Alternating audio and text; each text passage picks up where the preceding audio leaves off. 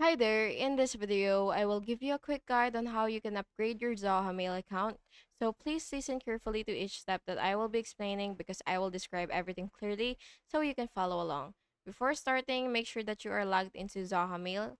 And first, of course, you will log into your Zoho Mail. And once you logged in, you will see this your profile, and then what you will do is you will click that, and then you will see this, and then basically you will just have to click this button right here, which is upgrade now. So you have to make sure that it is available on your website or on your version. And after that, after you click upgrade now, you can also do this, which is bailadmin.zoho.com and then slash hosting, and you will be able to see this as well, and then you will be able to choose the right plan for your organization.